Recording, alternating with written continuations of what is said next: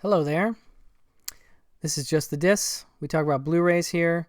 My name is Brian, and I have a little sale haul here for y'all.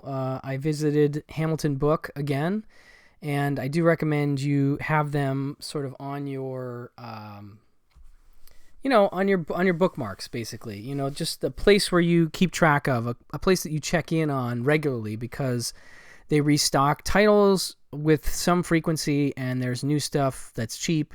All these titles were in the $5.95 range. Maybe there's a $6.95. There may be one $7 title in here. I can't remember, but most of them were $5.95, and they are all from Olive Films, which is definitely a label that gets a lot of overflow love at Hamilton Book. They have a ton of Olive Films releases, and so if there's any of those that you missed out on, and there are plenty from years ago that I missed, so these were among the ones that I found the most interesting.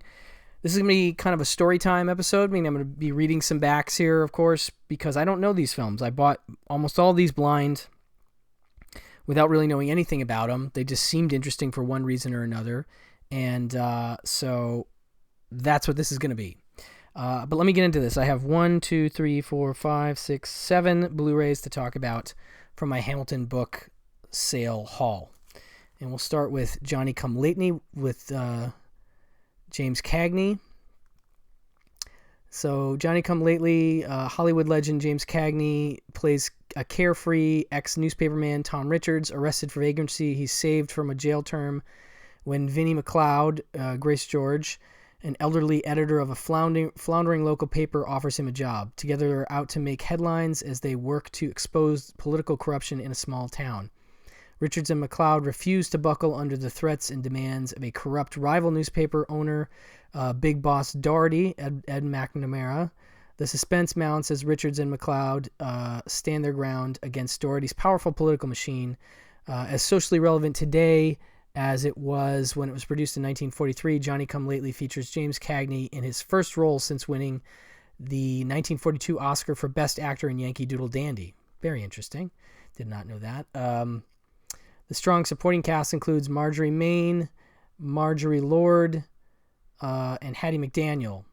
Directed by William K. Howard, and composer Lee Harline did the score, which got an Oscar nomination.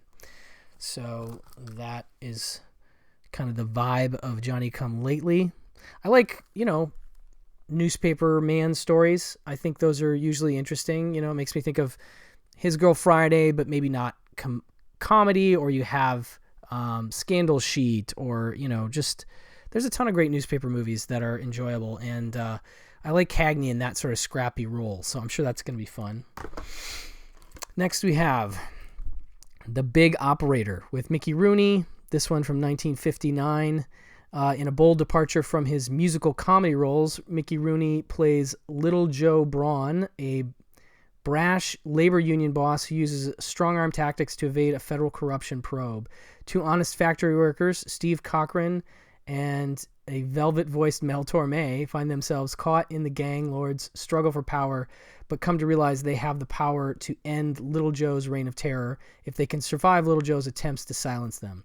A production from Albert Zugsmith, Touch of Evil, and High School Confidential.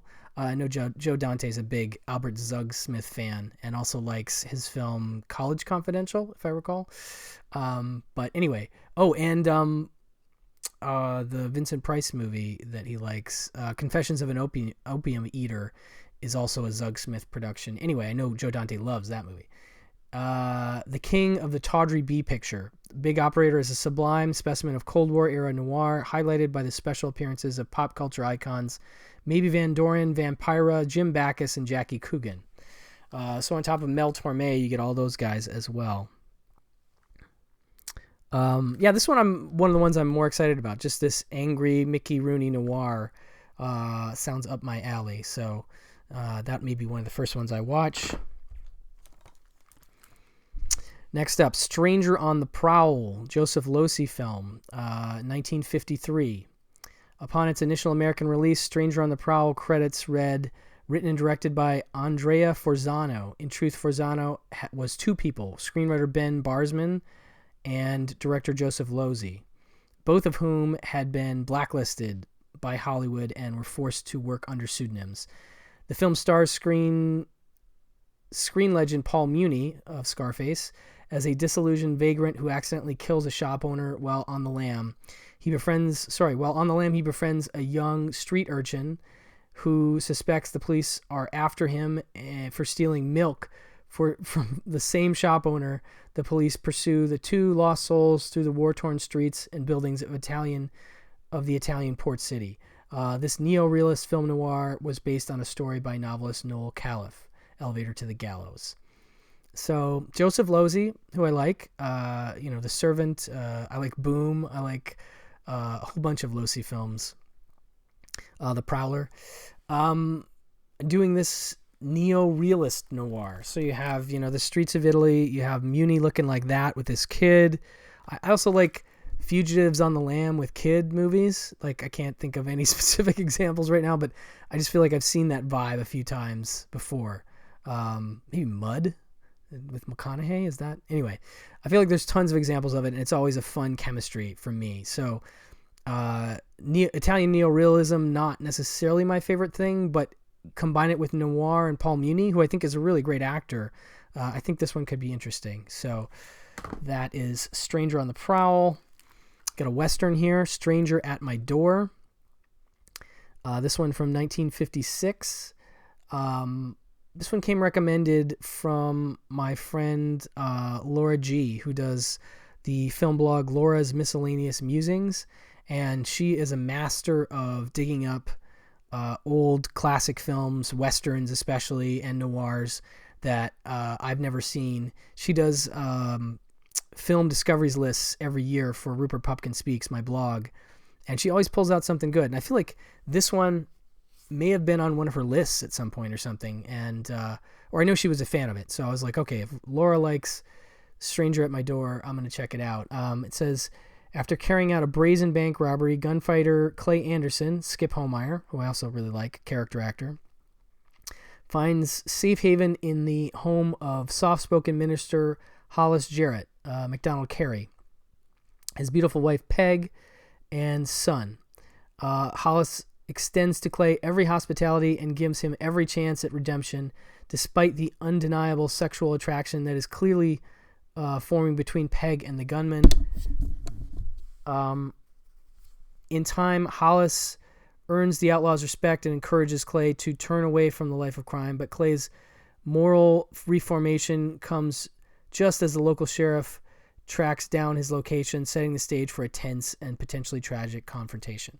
So that sounds cool. Again, sort of a kid and an outlaw movie in a way. He's in a house with a kid and he's an outlaw and they've got this family. That tension, that dynamic of a tense, not kidnapping situation, but not far from it kind of thing, I kind of dig. So I'm into that. And it's directed by William Whitney, Quentin Tarantino favorite, William Whitney. And Skip Homeyer. Can you see him on the back there? I don't know if I see him.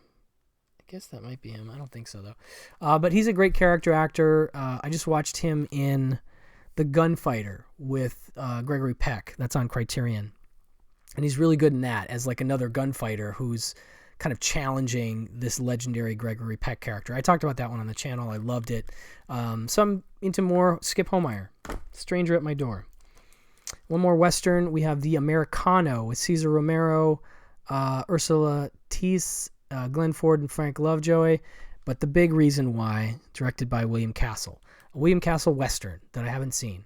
I know this is 1955, so it's a little before his horror stuff, or it's, kind of in that period when he wasn't doing the gimmicky stuff as much, when he was doing studio pictures. Like, this is a Paramount release, I think. So it's a little more serious in that sense, I would guess. There's Glenn Ford, but I do love Glenn Ford too. So William Castle, he might do an interesting Western. That was my take anyway. And for $6, Glenn Ford stars in this modern day Southwestern as Sam Dent, a rancher who travels to South America to deliver a cargo of valuable Brahma Bowls to a Brazilian rancher, only to find the buyer has been murdered. Cesar Romero co-stars as a dashing and jovial bandito, El Gato. Oh, that's him right there. I didn't even recognize him with the beard. Look at that fanciness. And who becomes Sam's guide and friend, also co-starring Frank Lovejoy as an unscrupulous and homicidal land grabber. Bento Hermione, who offers Sam a job as ramrod with strings attached. That's who Frank Lovejoy is. Let's see here. And just when we thought things couldn't get more complicated, Sam finds himself caught between the loves of Teresa and Mariana. Those are merely the human obstacles. There are also piranhas, deadly snakes, and other jungle predators to contend with. Luxurious cinematography shot on location and in Technicolor by William E. Snyder, and featuring the music of legendary band leader Xavier Cugat. The Americano was one of the few larger budgeted directorial efforts by exploitation king William Castle. So I also like the idea of a Brazilian Western in 1955, going down to South America. So you have elements of Western, elements of jungle stuff. You have piranhas. I missed that. I'm fully in on piranhas anytime. So Glenn Ford and piranhas. I don't really need much more than that. The Americano. Just two more here. This one is Up the Junction with Susie Kendall, who I'm a big fan of. She of many giallo films. This one is from 1968. It is based on Neil Dunn's iconic tale of life in London's swinging 60s. Up the Junction is a memorable slice of British cinema, starring Susie Kendall as Polly and Dennis Waterman as her hard-up boyfriend Pete. The tale is of a bored young party girl who decides to cast off her affluent Chelsea lifestyle to move to the industrialized ghetto of Battersea in search of realism. Polly takes a factory job where she befriends sisters Rube and Sylvie and moves into a rundown apartment in the area. She soon discovers that the seedier side of life in an impoverished world of crime is what she's living in. Desperation and questionable morality, a side of life that everyone but Polly is desperately trying to leave behind. This beautiful and haunting film was directed by cult filmmaker Peter Collinson, who did, I want to say he did what's the Animal Attack one? I can't think of right now. We've talked about it on Pure Cinema. I'll have to look it up. You guys can answer in the comments what the Peter Collinson movie is I'm trying to think of. So I'm interested. The Collinson factor was actually one of the things that I was into in terms of this one. You know, I just really wanted to see him do something else. And I hadn't seen that many of his films, but I was interested enough in his filmography to kind of take a shot in the dark on this one, because I do like the swinging 60s movies. Okay, all right, I'm thinking of something else, I think. So he did Open Season. I'm a huge fan of Open Season. That's a great one. He also did Straight On Till Morning, Fright, The Italian Job, and a movie called Tomorrow Never Comes, which I really like, with Oliver Reed, I believe. I was thinking of a different guy that did this Animal Attack movie that I'm not remembering properly. So anyway, Peter Collinson is a director that definitely intrigued me enough. And I like Susie Kendall, so I thought, why not? I'll do that. So that's Up the Junction. And last but not least, The Girl Who Knew Too Much. Not the Bava movie. This is directed by Francis D. Lyon and stars Adam West and Nancy Kwan. I just did a little reading on this one, and it seems to be, a rare Adam West film that I guess I've seen a lot of his film work, but obviously he did more TV work that I know of. But this is one that totally slipped by me and just looked intriguing. And I've read some reviews that were like, campy again or whatever. But he and Nancy Kwan together, I kind of like that idea. So it says Adam West, Batman, plays Johnny Kane, a suave retired CIA agent and nightclub owner. After the murder of a crime boss at his nightclub, Kane is pressured by both the CIA and the crime syndicate to take on the case that may be a threat to national security. He reluctantly agrees, soon realizes that he got much more than he bargained for. The case unravels into a conspiracy between the communists and the underworld involving a stolen Tibetan statue worth $500,000. With the help of his tough-as-nails detective friend and his beautiful ex-mistress, that's Nancy Kwan, he manages to stay one step ahead of the villains as he races against time to stop the communists' evil plan. Yeah, I don't know. Adam West, he's such an interesting dude because his performances now, even when they're dramatic, still play funny because we're sort of so used to seeing him play funny. And so I'm not sure what my response will be to him trying to be dramatic, and maybe it doesn't matter. You know, either way, it's going to be entertaining, and that's what I was looking for. So this one's from 1969, you know, post-Batman-ish, but definitely the Adam West period that fascinates me. So The Girl Who Knew Too Much seemed like an interesting stab in the dark. I think this one is like $6. So again, that's everything I got from the sale this time. There were a bunch more. If you're into classic films, there were a bunch more there, and there were westerns and such. So I do recommend going over to Hamilton Book and just sort by Blu-rays, sort by price, lowest to highest, and just kind of flip through, you know, because there may be something in there for $5.95 that you would find worthwhile, you know, and that was definitely the case for me. So I'm going to check back there in probably a month or two and see, but in the meantime, I do recommend you do that yourself. And if you have snagged anything you've really liked from Hamilton Book, let me know in the comments below. I'd love to hear in case it's something that I missed that they had, and maybe they still have it. So thank you for watching. Please give a like and a subscribe if you could to the channel if you like these kind of videos. And I'll talk to you guys soon. Bye-bye.